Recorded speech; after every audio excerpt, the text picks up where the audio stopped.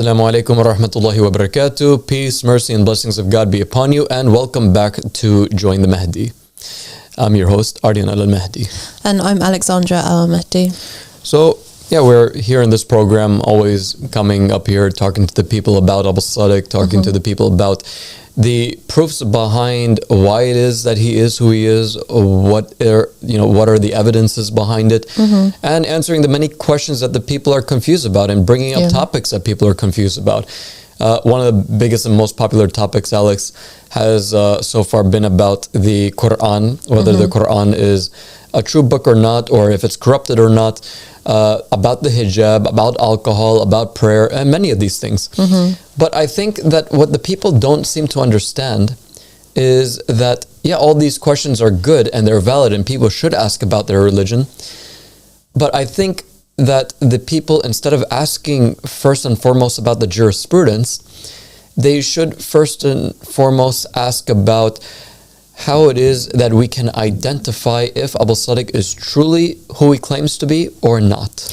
Exactly. Abu al-Sadiq, from him is peace, in one of the videos on the Mahdi has appeared channel, which is called How Not to Recognize the Mahdi, he says that we shouldn't follow our own feelings and our own logic, actually, because this is when we follow our own feelings and our own logic, we find that often actually we're following something that's an illusion, right? Because we don't have the ability to see what God sees. Exactly. So really, the most important thing is that we identify the man who is appointed by God, and once we've done that and become certain, then after that we don't need to worry about it. We don't need to question the jurisprudence. And I guess that's another thing that I wanted to ask about, the jurisprudence. So Alex, if an imam appointed by God, right, okay, let's say a person does his research, he finds the imam of his time, he believes in him or is close to believing in him, and perhaps even pledges allegiance to him.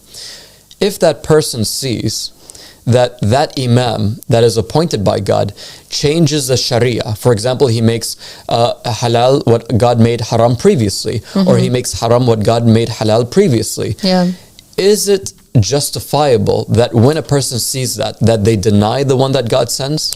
Definitely not. And throughout history the jurisprudence has changed. We've been over this before, and if you read the Gospel of Abu al-Sadiq, from him is peace, the goal of the wise, the first 7 chapters basically details the first 7 covenants between God and mankind, right? Yes. And a covenant is like a contract, it's an agreement, okay? So it's a set of laws that God is giving humanity, and we see each time the covenant was broken by the people, a new covenant was instated with a new set of laws. Okay, so the jurisprudence, it has been changing, it has been evolving over time according to what is best for the people at the time. We see in the first covenant with Adam and Eve, when they were in the Garden of Eden, initially they only had 2 laws that they had to follow, right? But in the fourth covenant with Moses, we see that they had so many laws, they had hundreds of laws, because life was becoming more complex, and our way of life had evolved. So we have to expect that one set of laws which is appropriate for a certain time is not necessarily going to be appropriate forever. Religion isn't a set of laws, it isn't a jurisprudence, it isn't like a set of rituals. Religion is to follow the man that God has appointed. So the only thing we need to do is make ourselves certain of who we're following. Good point. And that's something that I think a lot of people struggle with, is that they're not comfortable with anything new. If something new has to come into their belief, or something new has to come that is outside of the norms, people, unfortunately, instead of investigating and trying to map it out as to why it's true, they deny it. I'll give you an example. The one that we've said already is alcohol, but another thing that the people have struggles with is the rituals. Is it valid now that if a messenger comes or the Mahdi comes and he says, for example, prayer is no longer due to the Kaaba, actually there is no prayer at all, there's no ritualistic prayer, or he tells you that fasting in the month of Ramadan is not right now, we'll do it another time. Or if he tells you that the hijab, for example, is not meant to be worn anymore, or it's not mandatory to wear, is it valid to go against that? No, for sure not. We have to look, back through our history and examine what's actually happened in the past, and we can see that the jurisprudence changes, and the narrations about the Qa'im, they state that he comes with a new book, a new jurisprudence, and a new religion, basically.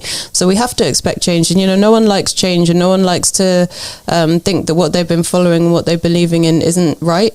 But the narrations, they're also stating, about the time of the Mahdi, about the time of the Qa'im, that, when he comes, Islam is a corrupted religion anyway. Yes. So the religion that the people are on, it has been corrupted by these people who are not appointed by God, by people doing the one thing that we shouldn't do, which is following people who are not appointed by God. One of the things that the past people had a problem with, right, when it came to the appointment of Jesus, was the very fact that Jesus was really going against a lot of what the Jewish people were upon. The Jews, they thought that because they had the laws of God, that their religion was complete. They said, we have 613 laws sent down by God through Moses. If we follow it, we'll never go astray. We're a complete people. If the Messiah is going against that, let's not follow him, because then he cannot be the Messiah. But what do we find Jesus doing? We find Jesus breaking the Sabbath. We find that Jesus is working on the Sabbath. We find that Jesus makes divorce, for most cases, absolutely impermissible. And even said that God only made divorce allowed for you in the Mosaic covenant because your guys' hearts were hard. Yeah, and this statement from Jesus, it really proves basically that God is giving people laws which are appropriate for them at the time. In the time of Moses, the people's hearts were hardened. So they had to have divorce. It wasn't possible for them to stay married. But Jesus confirming, divorce isn't something that God likes. Yes. So if your hearts aren't hardened, you're not allowed to get divorced, basically. Exactly. God is always going to give people what is best for them at the time. Yes, exactly. And, another thing that Jesus also made impermissible was polygamy at the time. At his time, it was only one man for one wife, right? One woman for one husband. Yeah. It was no longer a polygamous system anymore where a man can have as many wives as he wanted. Yeah. So Jesus twisted and changed some things appropriate to the time through revelation of God, obviously. Then when it came to Prophet Muhammad, then things took a big turn that many Christians and Jews really could not accept. Yeah. For example, the Jews and the Christians, they accepted in their covenants and histories and books that alcohol was permissible. But then when Muhammad came, after 13, 14, 15 years of his ministry, or 13, 14 years, 15 years of him coming as a prophet, suddenly in the city of Medina that he migrated to, he bans alcohol. Although previously he used to drink it, his companions used to drink it, and it was allowed before. But then suddenly he changes it. He says it is not allowed anymore. So now for the Christians and the Jews, it's he's making impermissible what God made for us permissible. And we can also see as well, sorry to interrupt, but we can also see from this that, alcohol wasn't something that was inherently bad because it was something that was being drunk before. Yes. Okay. And it was something that he banned for a reason. Exactly. But that's the key, right? Is that there is a reason. There's a reason for the changing of laws. There is a reason for the rituals changing. There is a reason why God does this. I'll give you an example, very clear example. The Prophet Muhammad ﷺ, when he used to pray towards Jerusalem, right? Everybody loved him for that. The Jews, the Christians, they were like, look at this guy. Like we don't believe in him, or we're about to believe in him. He seems like a great prophet. He seems like a great guy. And look, he agrees that Jerusalem is a holy place. Yeah. Then suddenly God sifts them. God changes something. And God says, Muhammad, we saw what was in your heart. We know what's in your heart. Change the direction of prayer now from Jerusalem, and rather change it to the Kaaba, which is located in Mecca. The people freaked out, by the way. Just an FYI, if you don't know, and if the audience don't, actually, I'm sure you know. We talked about this many of times, and Abu Saik had talked about it many of times. The people of that era, they freaked out. They were like, how can this be a prophet of God if he's changing the rituals? Yeah. Instead of praying 3 times a day, now we're praying 5 times a day according to him. Instead of polygamy being allowed for the Jewish people in their brains, polygamy is allowed for them, as many wives as they want, but now they're limited to only 4. Yeah.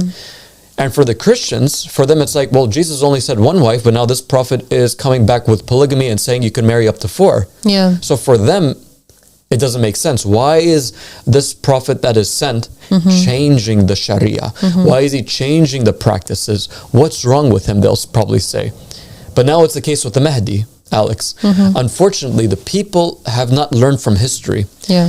And Prophet Muhammad made it very clear, and the Imams made it very clear, when the Mahdi comes, he brings back the original Islam. When the Mahdi comes, he changes the laws based on what God reveals to him at that time.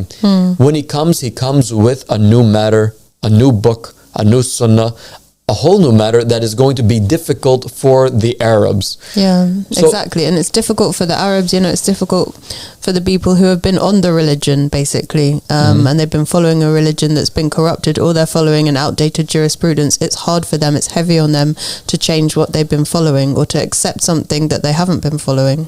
Yes, but the thing is that although it is hard, right, we do have to recognize something, that that's life. Life is filled with bitter truths. Life is filled with unhappy moments, right? There's happy moments, but then there's unhappy moments. I mean, can we really sit there and say that every knowledge that is out there is something that is easy to accept? I mean, Muslims today, they find it hard to even pray 5 times a day, and they find that heavy, never mind what we're saying, right? Yeah. So the truth is not something that is sweet. Jesus said, and Imam Ali said very clearly, Imam Ali said, guys, the truth is bitter. Jesus says, when you find the truth, you're going to be disturbed. Yeah. So the people, they find us and they see that there's a change in jurisprudence or the social norms. Well, it's not God's fault, it's your fault if you find it difficult. You just have to look at yourself and see, why do you find it hard? Yeah. You find it hard because that is your comfort zone. Yeah.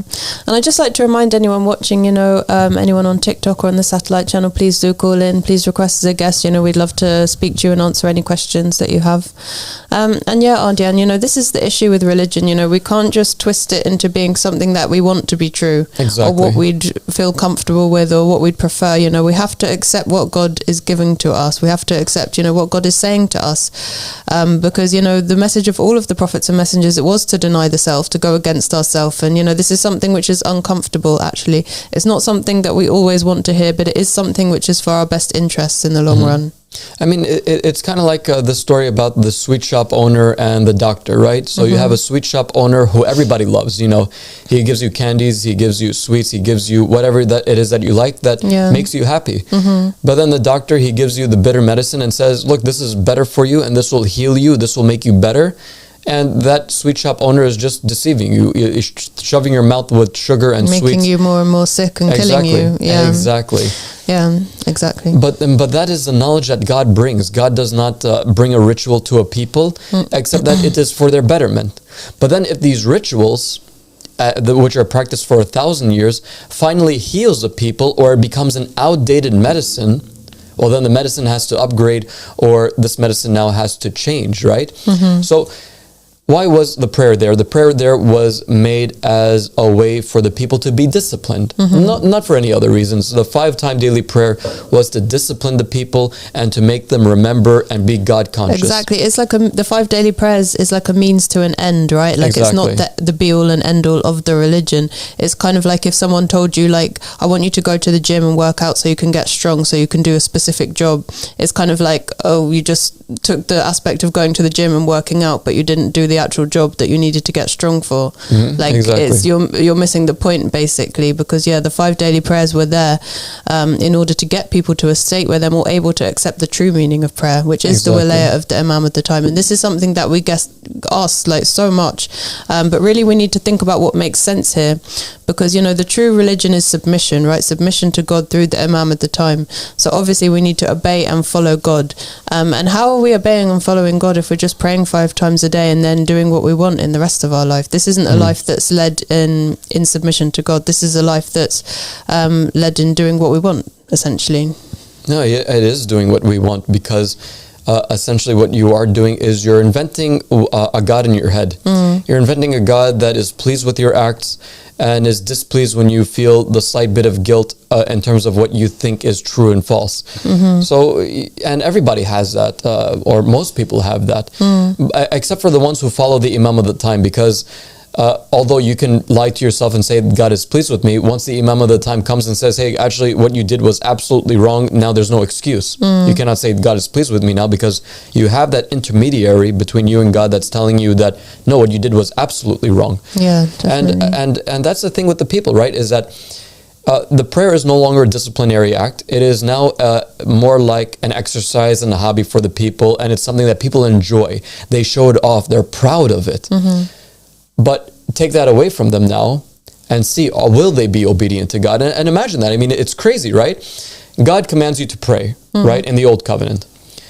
He sees that in the beginning it was a struggle, but now you love it. Now you do it as if this is like a special routine for you.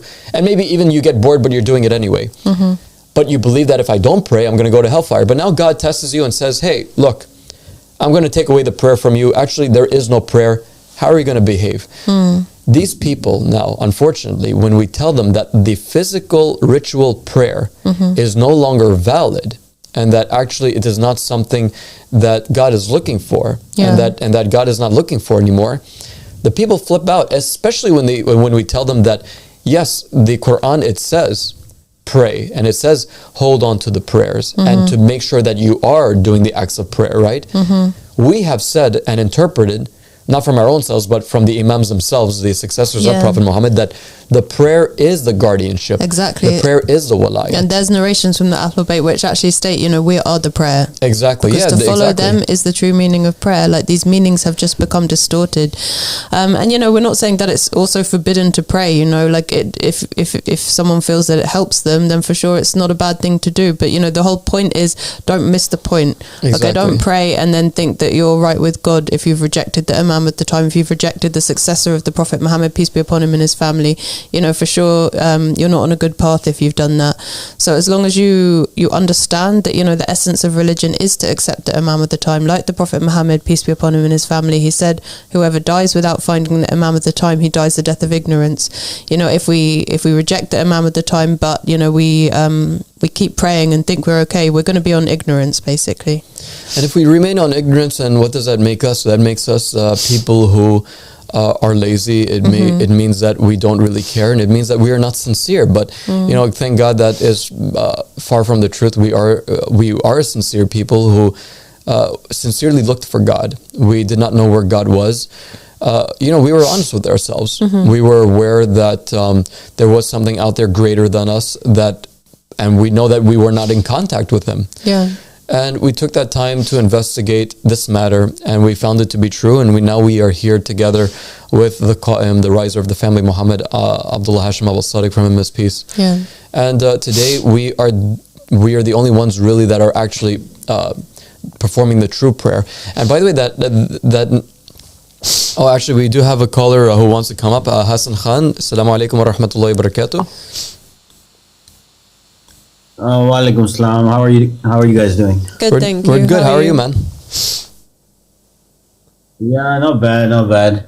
So, my question relates to how to identify the Imam of the time, because recently there's been so many of them that have been debunked and all that. I think people are looking for the truants and the basically what are the credentials of an Imam, and how to identify the Imam. Is he performing some kind of miracle, etc.? And also so let's just, we don't have a direct line to the Imam, right? It's you guys. You guys are like disciples or what? Yes, so I guess first of all, yes, we are the disciples and companions of the living Imam right now. His name is Abdullah Hashim al-Sadiq. His videos are available online. We are with him. The people are able to see him. We have videos of him that are broadcasted throughout the internet. So it's not that he's not here. He's here in the flesh. And in terms of how to identify, or what is the criteria or the credentials, God had always kept that one criteria, which is broken up into three parts, that He put for Adam and Talut and many of the other prophets and messengers, including Jesus and Muhammad, which is that first of all, God is the one who appoints a successor, whether verbally, like how he did with Adam, or through a successor, like how Adam appoints Seth, or Jesus appoints Muhammad, or Muhammad appoints Ali, etc., etc. So there has to be a written statement from a prophet messenger that dictates who the successor will be. It always has to be that way. Second is that that person comes with divine knowledge. And third, that person also has to call towards the supremacy of God.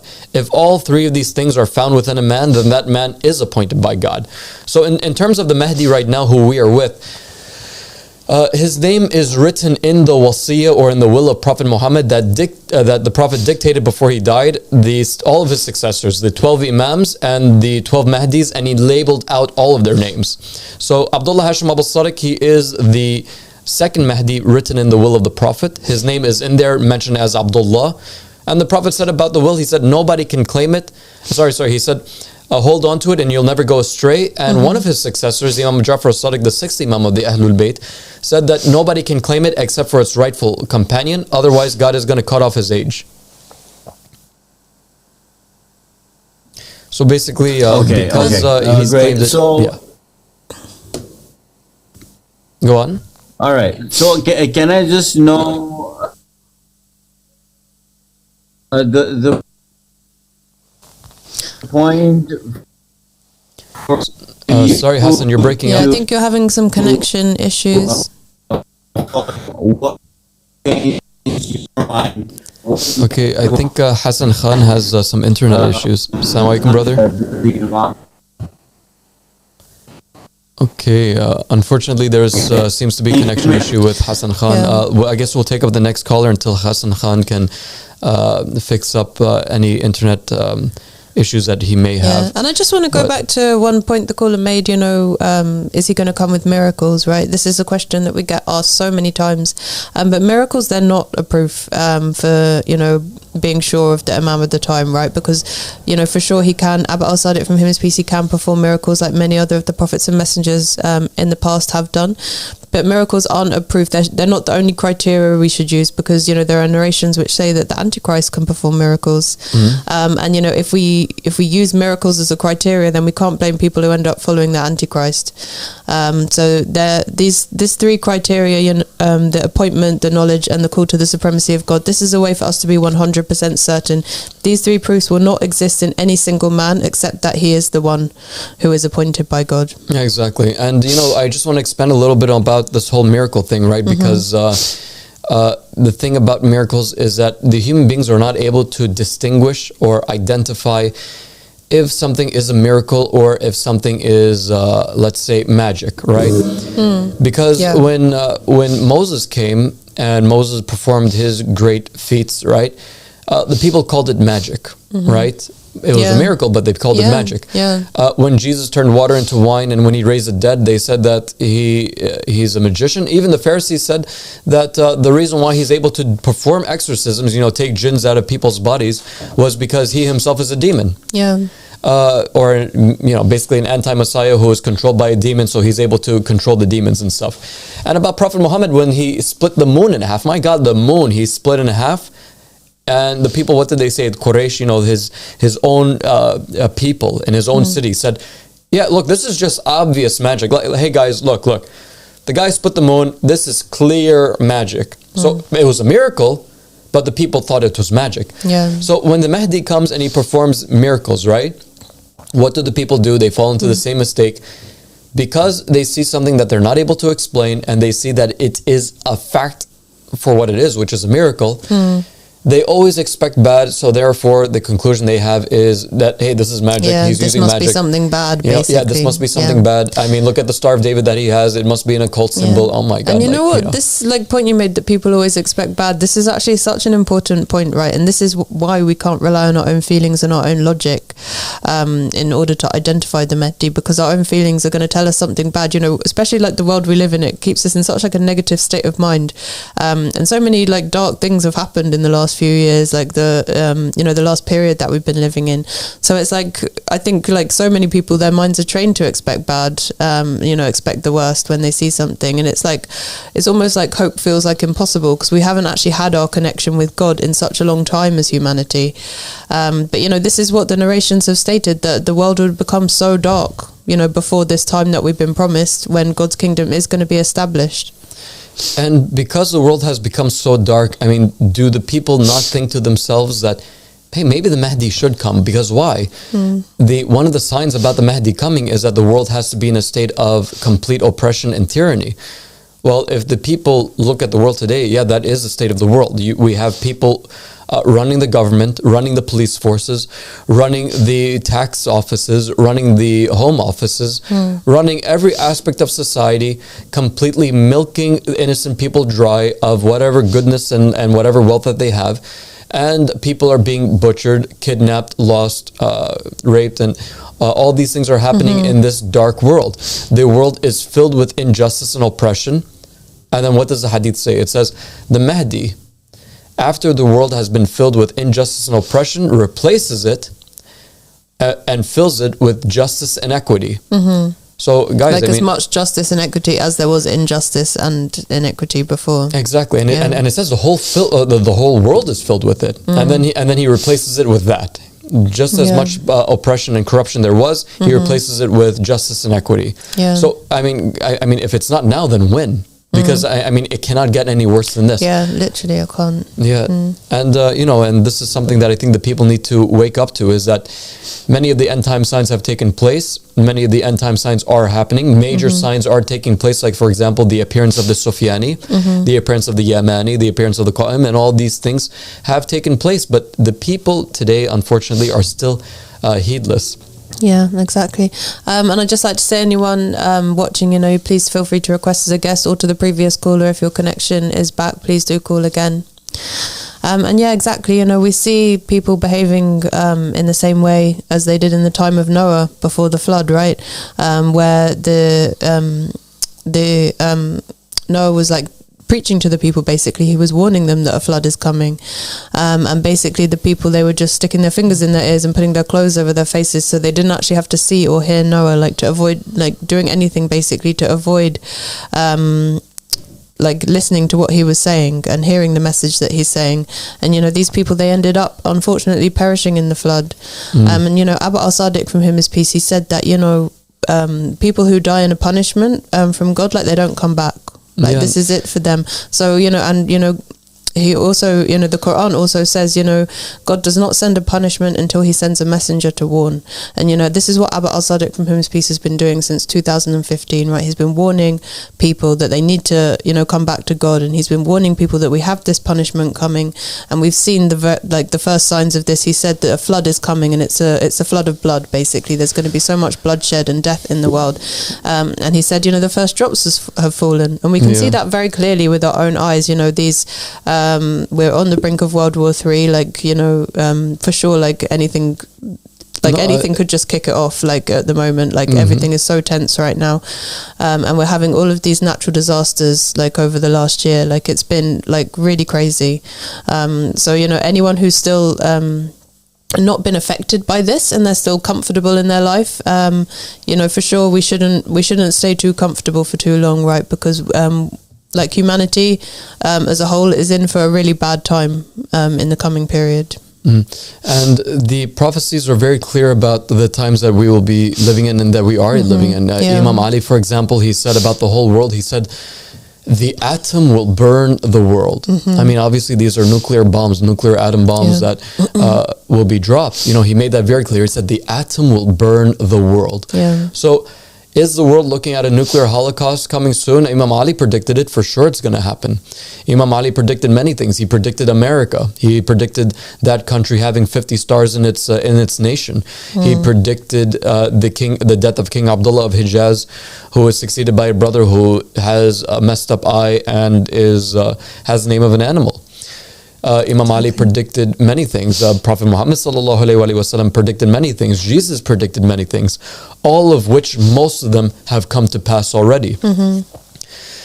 So if the people are waiting for all the end time signs to happen, well, one of the end time signs that does happen is that a nuclear war will take place, for sure, where many people, unfortunately, would lose their lives. I mean, the Ahlul Bayt made it very clear. They said, when that time comes, 2/3 of humanity will pass away. They die. When that time, and others say, that the Ahlul Bayt said 9/10 of humanity die. So if we're going to wait for all of the end time signs to happen, my God, it's like one of the end time signs is also that the sun rises from the west and that there's no benefit for those who never had faith and those who didn't even pledge allegiance to the Imam of their time. Because if you don't pledge allegiance to the Imam of the time, what happens? You die the death of ignorance. So the same thing applies for those people who don't pledge allegiance to the Imam of their time. Once he rises, your pledge of allegiance, your faith in him means nothing to God. It's like, well, you should have done it before his rise and his glory took place. Yeah, exactly. So yeah, it's such a scary time that we're living in, and the narrations are very clear. But it's up to the people. It doesn't have to be this bad. Abu Sadiq, he said that the period that we're heading into is going to be so hellish that people are going to look at their fellow human being who's just died, and they're going to wish it was them, right? They're going to wish it was them who was dead. But it's kind of up to the people, because the whole point is that we're supposed to stop following these tyrants. We're supposed to accept the leader who's appointed by God, and it doesn't have to be this bad, right? If we accept the leader who's appointed by God, we can be in paradise. So it's up to humanity what they want to do. Do they want to continue following these tyrants who are causing these world wars and causing these disasters that we're seeing, or do they want to have God ruling over them? Do they want to bring humanity back into paradise, back into the Garden of Eden where we should be? Because we were never supposed to be living like this, 100%. This whole world is like an experiment gone wrong. It really is. Yeah, it's like a cancerous cell or something. Everything has gone completely in the opposite direction of what it was supposed to. We were supposed to live in harmony, in obedience to God, basically, and we fell out of the Garden of Eden due to disobedience to God. And the end, where we're headed to, is back to the Garden of Eden. And who wouldn't want to be a part of that? Who wouldn't want to be a part of God's kingdom and living in the proper world in the way it's supposed to, have a chance to experience that, unlike this horrific existence that we're living in now, where most people are suffering so much and basically being tortured. It's very close to hell, basically, for a lot of people. And I suppose the best answer to answer that question that you asked, who wouldn't want to be in paradise, I could tell you who. It was Iblis, right? Who preferred his own pride and arrogance over God and being in paradise. He was kicked out, and until this day he is still fighting. And his children, Cain and the likes of the people who come up and fight us and attack us, these non-working scholars and their followers. So some people have more hatred towards God and the messenger of God than the desire to actually be in paradise, to actually have a good condition. Exactly, because look, when looking at Abu Sadiq, by itself is paradise. They hate paradise. The scent of Abu Sadiq is paradise. The words of Abu Sadiq is paradise. The knowledge which he gives you, the people know in the depths of their soul, Alex, that it is true, it is paradise. If the people fight the Mahdi like this, if the people are doing this knowingly, then they don't want paradise. They want to be with their father Iblis. Because Iblis didn't want paradise. He chose to be arrogant, chose to not prostrate to Adam. Therefore, he was kicked out of paradise knowingly, and chose it and allowed it. These people, they're following the examples of their own father. Okay, look, here's the Mahdi. We can see that he's true. We can see that the criteria fits. He comes with the same proofs that every single prophet and messenger throughout history came with. Exactly. He has the same, religion as all of the prophets and messengers. He has the same proofs, and you can see this for yourself. If you look back through the Abrahamic religions, every single prophet and messenger came with these three proofs. It's very clear. It's clearer than the sun, right, this matter. Okay, I think we have another caller on the line. Rahman, salam alaikum. Salam alaikum. Alaikum salam. How are you, brothers and sisters? You okay? Alhamdulillah, we're good. How are you? Yeah, alhamdulillah. So what brings you up here? I had a question. Yesterday, because I was on the line and I wanted to ask, there was a brother before me, and then he asked about the covenant. And that covenant that you mentioned in the past, that said that, people didn't follow the covenant, so the covenant was broken. And that's why there was an issue, a new Mahdi with a new covenant arrived, yeah? Yes. So my question is, if your religion says that alcohol is allowed, and there seems to be a connection problem. Not allowed to wear hijab. So if can you hear me now? Yeah, I can hear you. Can you just repeat the question? Can you hear me now? Yes.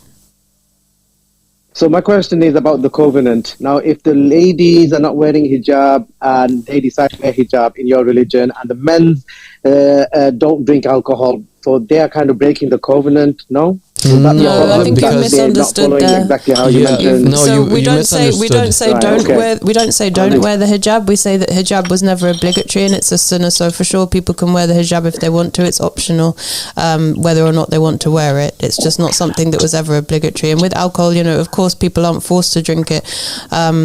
This isn't. It's permissible in small amounts around other believers. It's allowed. It's not something that you have to do to be part of the covenant. It's not a rule of the covenant. And I think I actually saw a comment earlier where someone had the same idea, which is a bit of a misunderstanding. For sure, you're not forced to drink. And, like I've said many times, we're not sitting around drinking, we're working. Yeah, and also I do have to state too that, look, I mean, if breaking the covenant means that you don't like a particular thing which is not obligatory, then I mean, look, I mean, there are Muslims out there who don't like eating chicken. And like Prophet Muhammad, for example, in Sahih Bukhari, there's literally a hadith that says that I saw the Prophet eating chicken. Yeah. But just because a person doesn't like to eat chicken does not mean he's breaking the covenant. Breaking the covenant is like, okay, that God tells you, hey, do not go to the tree, because if you go to the tree, you're going to get kicked out of paradise. This is breaking the covenant, something very serious. God made a covenant with the Muslims. He said, guys, look, he says it to the Prophet. He says, Prophet, tell your people, I don't ask of you of any favor except love for my near relatives. But brother, the reason why we believe that the covenant is broken is because, not because people didn't pray or that the people weren't fasting. They were fasting, they were praying. We believe the covenant was broken because the Muslims, unfortunately, did not love the Ahlul Bayt. I mean, the biggest proof for that was the hanging of the head of Imam al-Hussein on a spear and massacring him and his family, and parading it in the streets of Damascus and Kufa, and poking his head with a stick, and imprisoning his women and forcing them into almost temporary slavery at a time.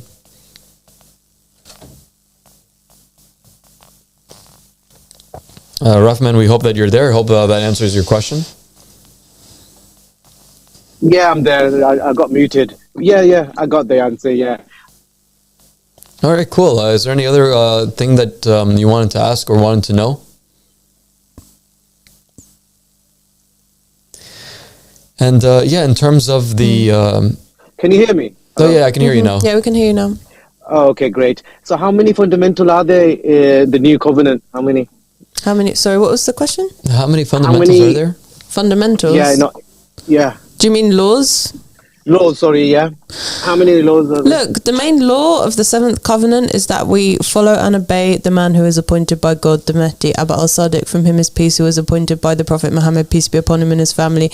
Whatever he tells us to do, then that's right to do. Whatever he tells us not to do, then that's wrong to do. Exactly.